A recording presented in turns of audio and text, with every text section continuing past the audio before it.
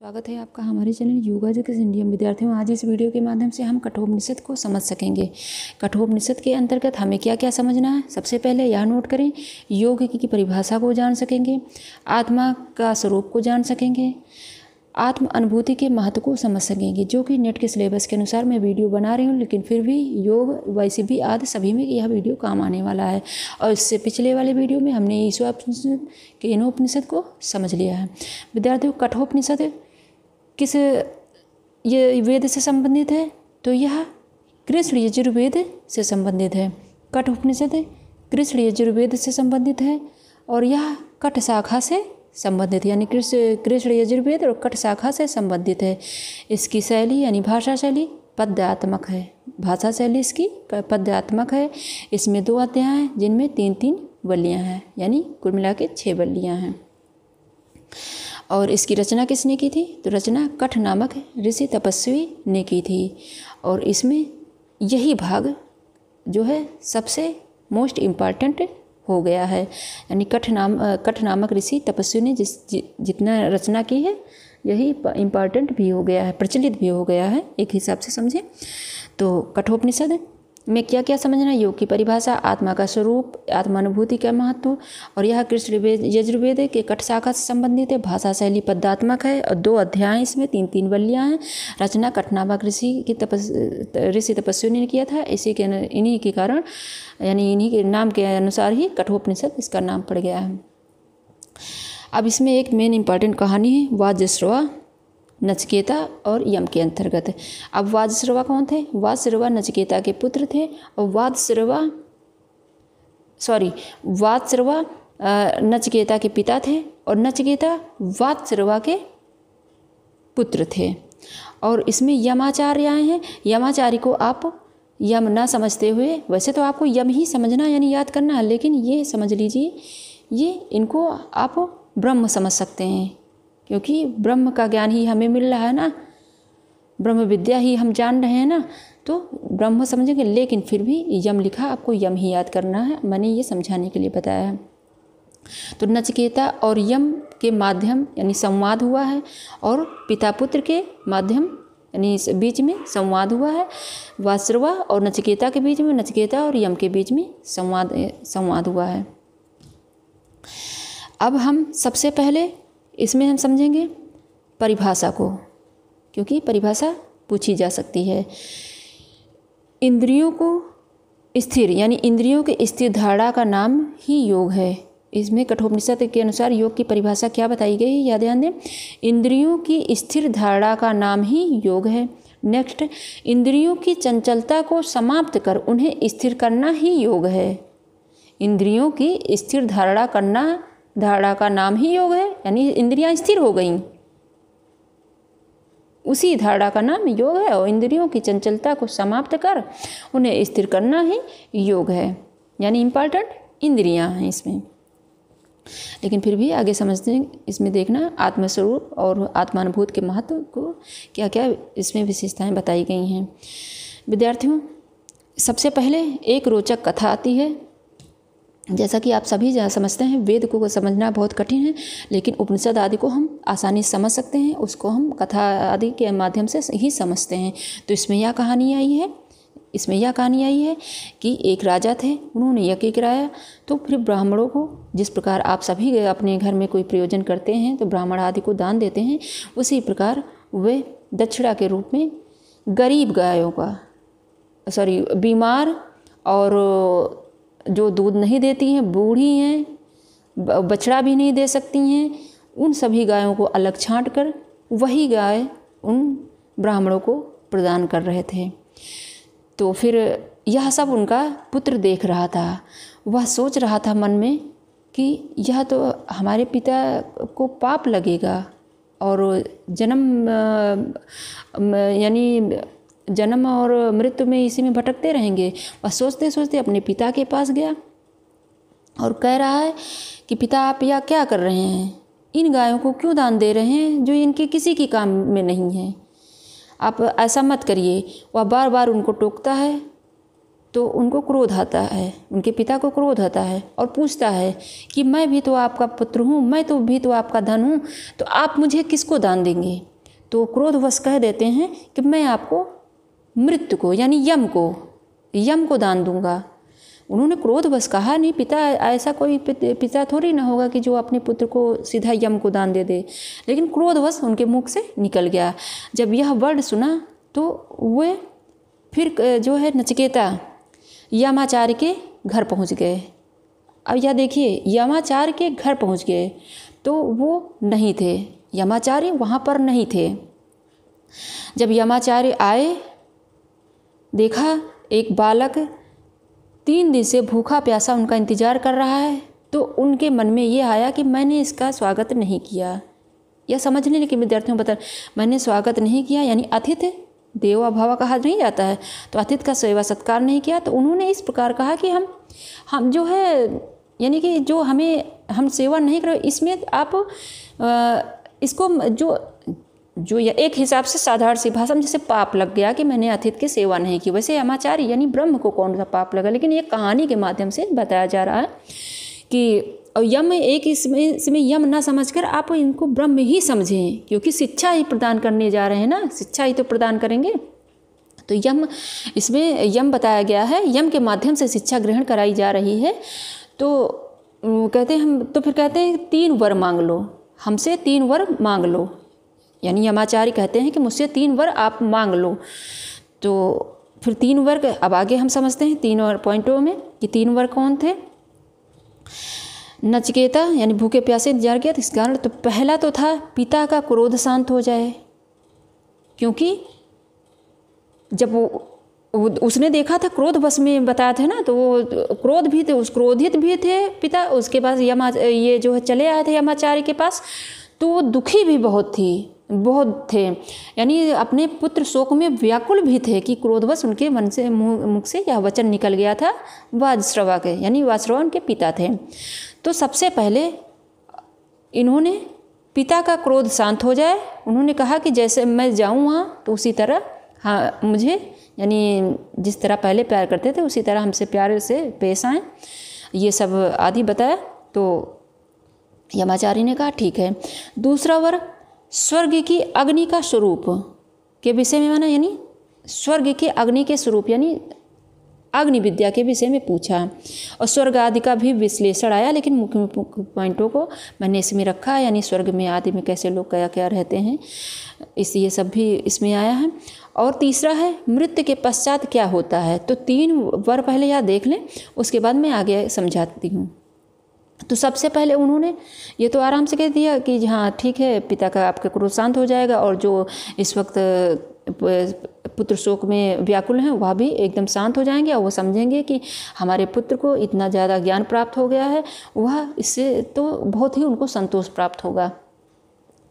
अब स्वर्ग इसमें यह देख लें, अग्नि ज्ञान इसमें स्वर्ग यानी अग्नि का ज्ञान प्रदान किया, और काफ़ी विश्लेषण से के द्वारा ही जो है यानी कि काफ़ी ज़्यादा इसमें सब कुछ बताया है, लेकिन फिर भी मेन पॉइंटों को आप समझें। अग्नि ज्ञान प्रदान किया, इसके बाद जब अग्नि का ज्ञान यानी अग्नि ज्ञान यानी अग्नि विद्या प्रदान की, तब उन्होंने परीक्षा लेनी चाहिए। यमाचार्य ने तो परीक्षा ली, तो उसमें वो उत्तीर्ण हुए। उन्होंने जो बताया शब्द उन्होंने यानी नचिकेता ने रिपीट कर दिया, बहुत प्रसन्न हुए। जब प्रसन्न हो गए तो उन्होंने कहा मैं तुम्हें एक और वर देता हूँ। इस प्रकार 4 वर हो गए, लेकिन फिर भी यह ध्यान रखना 3 है। उसके प्रसन्न होने के बाद यानी कि इतना तीव्र बुद्धि, देखो अगर किसी को ज्ञान दिया जाता है और जैसा ज्ञान देना चाहो उसके समझ में आ जाए तो वो भी बुद्धिमान हुआ, क्योंकि तभी तो समझ में आया, तब वो प्रसन्न हो गए यमाचार्य। फिर उनको यह बताया कि मैं तुम्हें एक और वर देता हूँ, खुश हो गए। और यह बताया कि यह जो विद्या मैंने तुम्हें प्रदान की है तो यह तुम्हारे नाम से पड़ेगा, यानी नचिकेताग्नि पड़ा। यह बताया कि तुम्हारे नाम से यह विद्या जानी जाएगी, अग्नि विद्या यानी नचिकेताग्नि इस नाम से। और त्रिविध नचिकेत, अगला पॉइंट, त्रिविध नचिकेत विद्या का ज्ञाता हो गया। त्रिविध नचिकेत विद्या का ज्ञाता हो गया, 3 संधियों को प्राप्त कर लिया उसने, 3 क्रम संपन्न करके जन्म मृत्यु पार हो जाता है वह। 3 कर्म संपन्न करके जन्म मृत्यु पार हो जाता है, इतनी ज़्यादा विद्याएँ ग्रहण कर लेता है और परम शक्ति प्राप्त करता है। कौन? नचिकेता। अब ये तो हो गया दूसरा वर, इसी के बीच में एक और वर मिल गया और यह समझ लिया आपने। अब तीसरे वर की बारी आती है, यह ध्यान देना, इससे क्वेश्चन भी आ चुका है। मृत्यु के पश्चात क्या होता है? यह क्वेश्चन पूछा गया कि मृत्यु के पश्चात क्या होता है, यानी आत्मा जब निकल जाती है तब क्या होता है। तो आत्मा के विषय में बताया जा रहा है, या तो प्रथम अध्याय में फर्स्ट वल्ली में ये सब बताया गया। अब आगे आत्मा के विषय में बताया जाएगा दूसरी वल्ली में, जैसे 6 वल्ली है ना। तो इसमें विद्यार्थियों जब यह पूछा क्वेश्चन, या मान लीजिए यह मृत्यु के पश्चात क्या होता है, यह जो नचिकेता ने पूछा, तो समझ लो ब्रह्म विद्या की नॉलेज, यानी ब्रह्म विद्या को जानना चाहते हैं, यह ध्यान रखना। अब फिर प्रलोभन देते हैं नचिकेता, जब इसके मुख से जब यह तीसरा वर सुनते हैं तो यमाचार्य प्रलोभन देते हैं। प्रलोभन में क्या कहते हैं?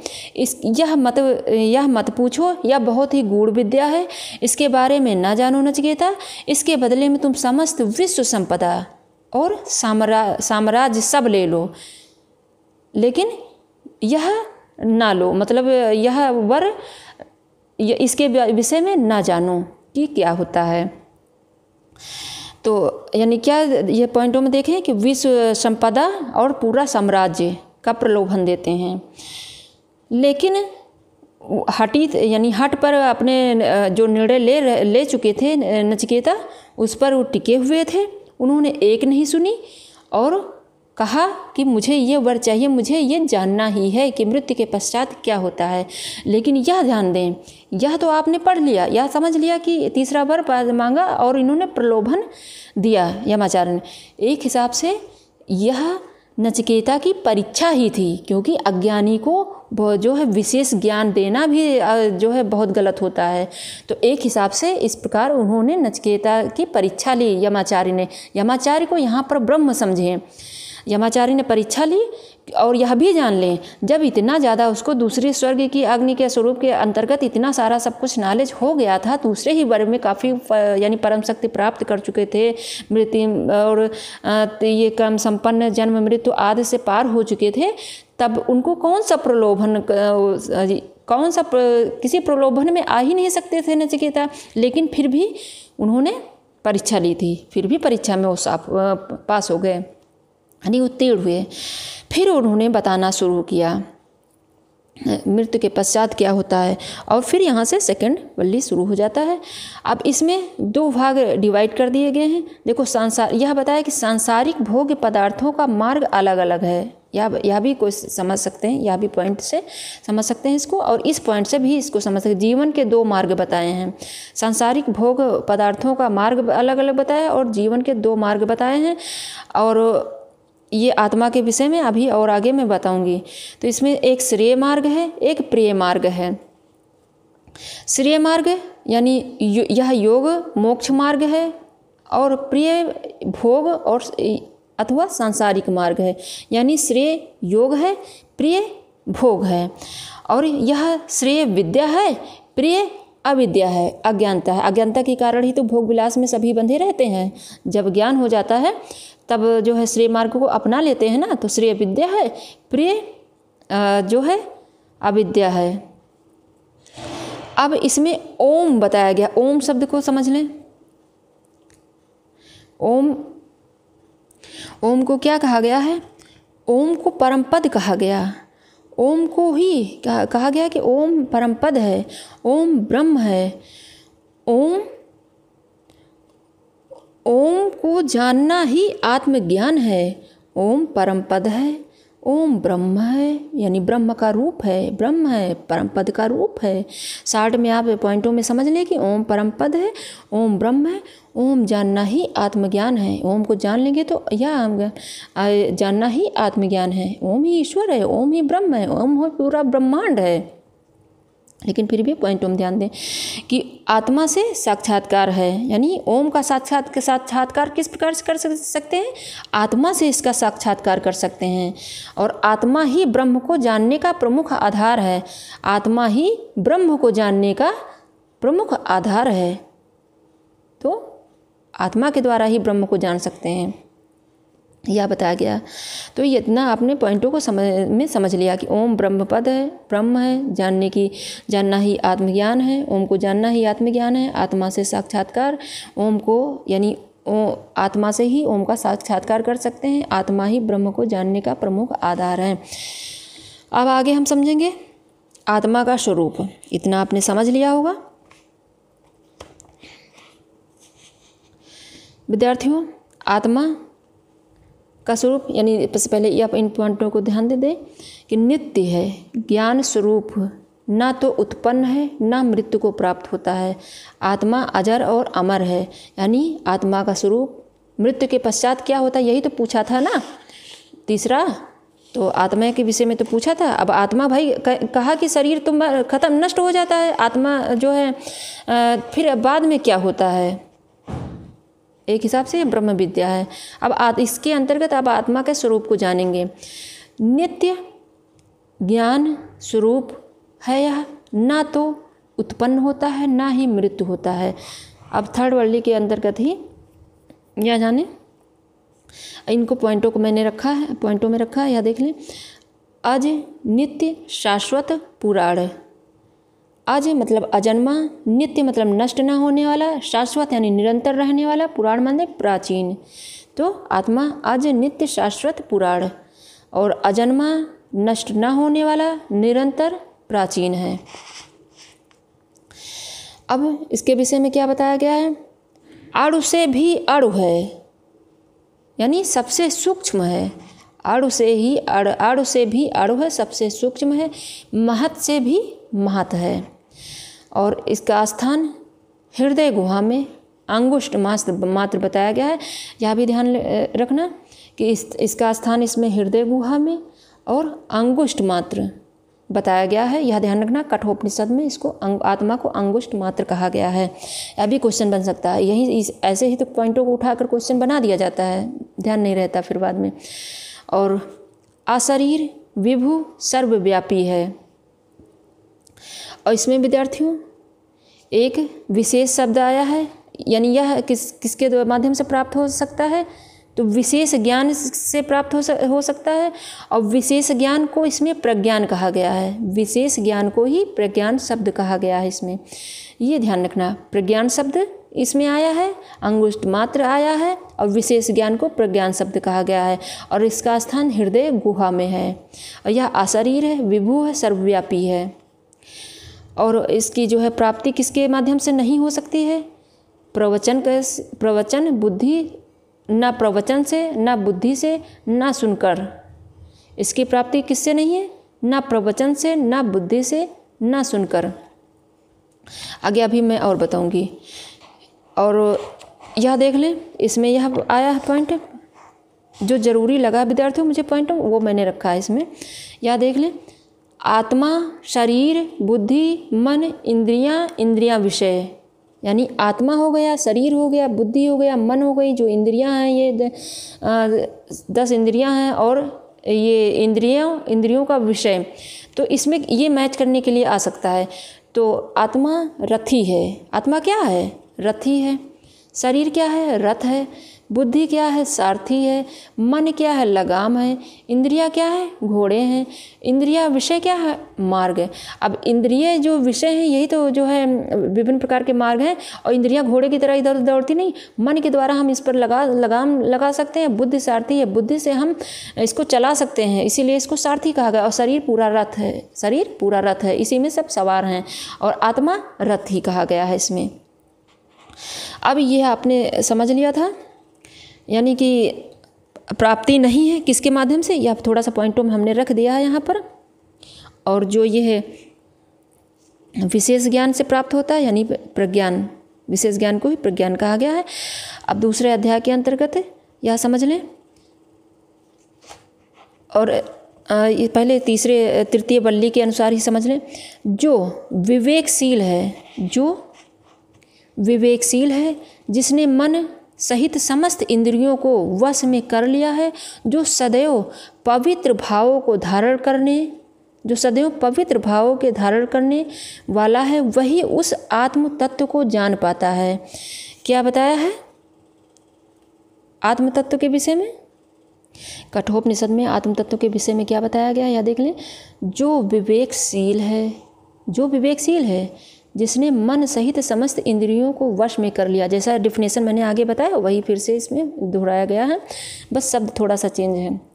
शब्द समस्त इंद्रियों को वश में कर लिया है, जो सदैव पवित्र भावों को धारण करने वाला है, वही उस आत्म तत्व को जान पाता है, अन्यथा नहीं। अब दूसरे अध्याय के अंतर्गत हम समझेंगे इसको प्राप्त करने के साधन, यानी आत्मा प्राप्ति के 3 साधन। एक प्रकार से आप आत्मा तो है, लेकिन ब्रह्म प्राप्ति के 3 साधन, या ईश्वर प्राप्ति के 3 साधन, या परमेश्वर प्राप्ति के 3 साधन, यह आप समझेंगे। यानी प्राप्ति के 3 साधन: निष्कामता, शोक रहित, बुद्धि की निर्मलता। अब आपके दिमाग में आएगा कि यहाँ तो मैंने कहा था ना बुद्धि से प्राप्त कर सकते हैं, इसको ना बुद्धि से प्राप्त कर सकते हैं, तो लेकिन इसमें या इन शब्दों को पर ध्यान दें कि इसमें लिखा है बुद्धि की निर्मलता। इसमें केवल ना बुद्धि जब निर्मल हो जाएगी, वृत्तियाँ जो है नष्ट हो जाएंगी, यानी बुद्धि निर्मल होकर ये स्फटिक मणि की तरह हो जाएगा। अब स्फटिक मणि यहाँ का ये अर्थ है कि एकदम निर्मल, एकदम साफ। तो और जो है जैसा कि स्फटिक मणि, इसमें शब्द नहीं यूज़ हुआ है, स्फटिक मणि योग सूत्र में यूज़ हुआ है। वो अलग था कि मतलब चित्त के सामने जैसा है, जैसे हर एक सामने रखेंगे स्फटिक मणि तो हरी हो जाएगी, वो सब वर्णन है, वो अलग है।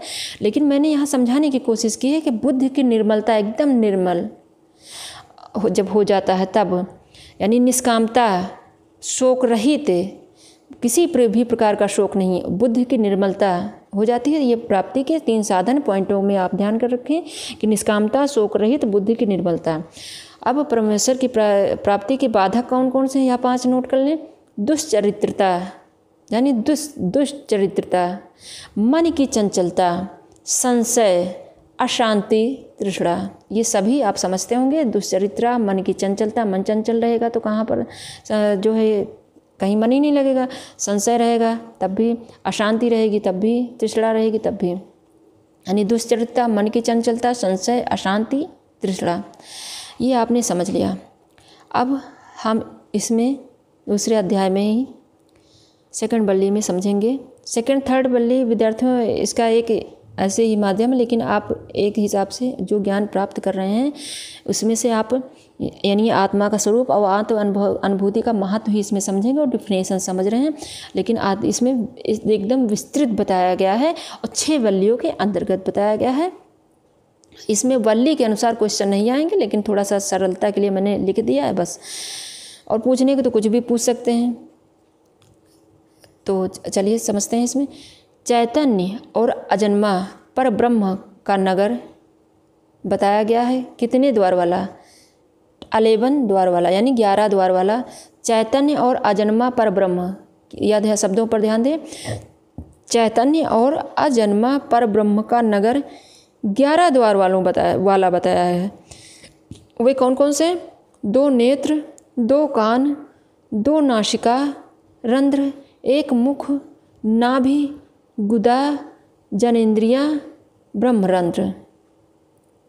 गुदा, जनेंद्रियाँ, यानी 2 नेत्र हैं, 2 कान हैं, 2 नासिका रंध्र हैं, 1 मुख, नाभि, गुदा, जनेंद्रियाँ, ब्रह्मरंध्र।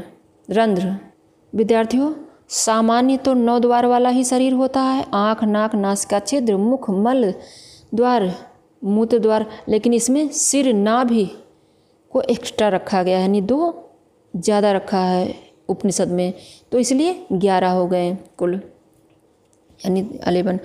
अब हम समझेंगे परम पद की प्राप्ति। परम पद की प्राप्ति में क्या बताया गया है? जिस समय पांचों ज्ञानेंद्रियां, मन, विद्यार्थियों इसमें ज्ञानेंद्रियां और मन का बहुत ही ज़्यादा महत्व है इसमें, यानी कई बार वर्णन आ रहा है ना। तो जिस समय पांचों ज्ञानेंद्रियां, 5 ज्ञानेंद्रियां, ध्यान रखना, पांचों ज्ञानेंद्रियां मन के साथ आत्मा में स्थित हो जाती हैं। किसके साथ? मन के साथ आत्मा में स्थित हो जाती हैं और बुद्धि भी चेष्टा नहीं करती है, उस अवस्था को परम गति कहते हैं। परम पद की प्राप्ति कैसे होती है? या आप इस प्रकार से समझ लें कि पांचों ज्ञानेंद्रियां मन के साथ आत्मा में स्थित हो जाती हैं, बुद्धि भी किसी प्रकार की चेष्टा नहीं करती, उस अवस्था के अनुसार परम पद की प्राप्ति होती है। या फिर यह भी इसको इस तरह समझ सकते हैं, परम गति किसे कहते हैं? तो जिस समय पांचों ज्ञानेंद्रियां मन के साथ आत्मा में स्थित हो जाती हैं और बुद्धि भी चेष्टा नहीं करती, उस अवस्था को परम गति कहते हैं। अब इसमें आया है ईश्वर की उपासना। तो 2 प्रकार से बताया गया है ईश्वर की उपासना, सगुण और निर्गुण। और इसमें विद्यार्थियों यह ध्यान दें, मरने के समय को श्रद्धा काल कहा गया है और भूत ईशान, यानी भूतवा भव्य का स्वामी ईशान है, यह बताया गया है। यानी मरने के समय को श्रद्धा काल, भूत ईशान।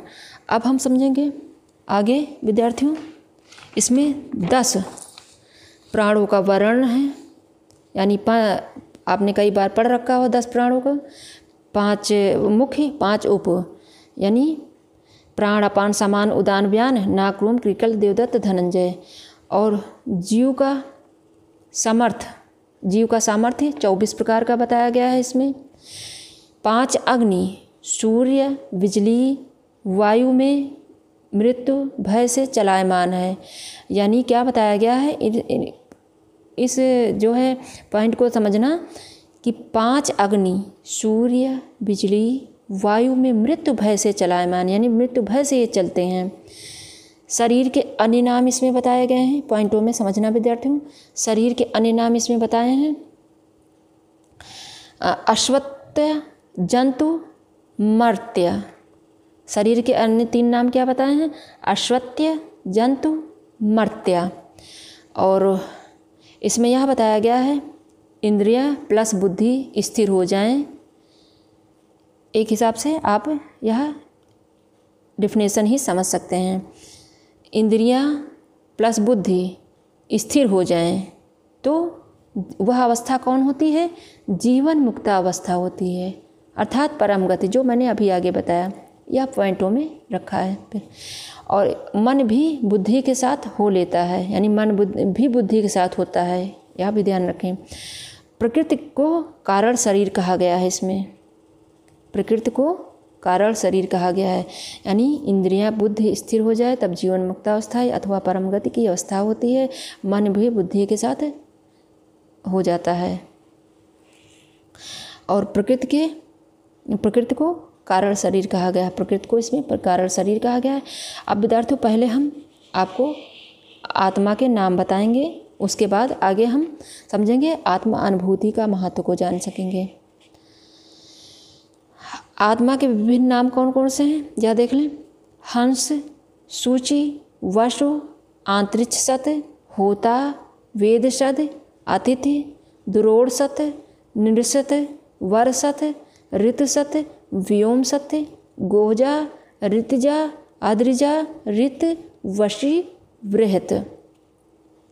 ये जो है आत्मा के विभिन्न नाम हैं और इनके कार्यों के हिसाब से ही नाम रखा गया है, यह भी ध्यान रखना। अब चलिए हम समझेंगे आत्मा अनुभूति का महत्व। विद्यार्थियों नाम यहाँ पर समझ लें, कार्य नहीं समझ में आएगा तो मैं किसी और में समझा दूंगी, बहुत बड़ा वीडियो हुआ जा रहा है धीरे धीरे। चलिए आत्मा अनुभूति का महत्व समझ लें।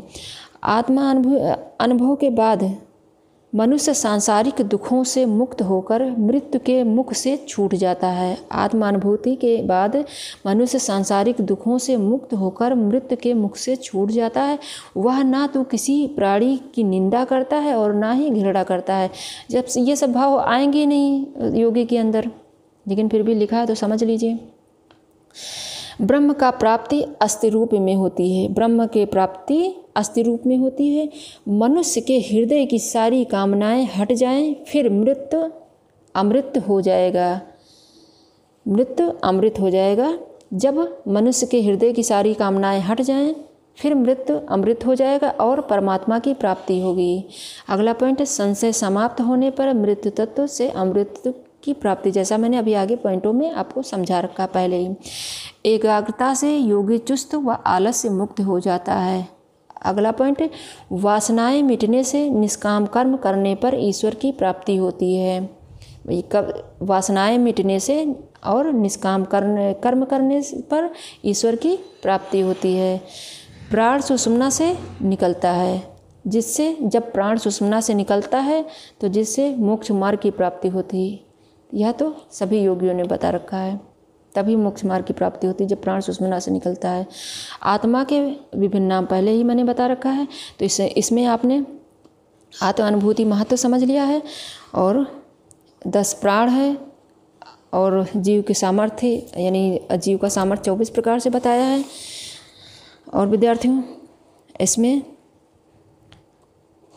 प्राप्ति यानी ईश्वर परमेश्वर की प्राप्ति के 3 साधन निष्कामता, शोक रहित बुद्धि की निर्मलता और प्राप्ति में बाधक दुश्चरित्रा, मन की चंचलता, संशय, अशांति, तृष्णा। और इसमें हृदय स्थान, इसका आत्मा का हृदय स्थान, हृदय गुहा, आप ब्रह्म को भी समझ सकते हैं लेकिन आत्मा ही इसमें कहा गया। और इसको जो है अंगुष्ठ मात्र बताया गया है। इन सब पॉइंटों को जरूर ध्यान रखना। विशेष ज्ञान को इसमें प्रज्ञान कहा गया है। ओम को परम पद ब्रह्म और ओम को जानना ही आत्मज्ञान है। पर आत्मा से ही आत्मा से ही साक्षात्कार हो सकता है। ओम का आत्मा ही ब्रह्म को जानने का प्रमुख आधार है। और इसमें 3 बार बताया गया जो है प्रदान हुआ था। पिता का क्रोध शांत हो जाए, स्वर्ग की अग्नि का स्वरूप मृत्यु के पश्चात क्या होता है, और बीच में स्वर्ग की अग्नि के स्वरूप के विषय में बताने के बाद अग्नि ज्ञान देने के बाद प्रसन्न होकर एक बार और उन्होंने दिया था। और इनके पिता का नाम था नचिकेता के वाजश्रवा। और इसमें परिभाषा दी गई, इंद्रियों की स्थिर धारणा का नाम ही योग है। इंद्रियों की चंचलता को समाप्त कर उन्हें स्थिर करना ही योग है। और यह कृष्ण यजुर्वेद से कठ शाखा से संबंधित है और रचना कठ नामक ऋषि तपस्वी ने की थी। और इन्हीं के नाम से कठोपनिषद यह उपनिषद पड़ गया, यानी कठ उपनिषद अध्याय 2। चलिए आपने अच्छे समझ लिया होगा। जहाँ कहीं ना समझ में आए कमेंट बॉक्स में शेयर करना, मैं दोबारा समझा दूँगी। और खुद देखना, दूसरे बच्चों को ज़रूर शेयर करना। अगर आप हमारे चैनल पर नए तो सबसे पहले मेरे यानी हमारे चैनल को, यानी हम सबका है ये चैनल, केवल हमारा नहीं है, उसमें मैं भी शामिल हूँ। चैनल को सब्सक्राइब जरूर करना, बेल आइकन जरूर प्रेस करना। धन्यवाद विद्यार्थियों।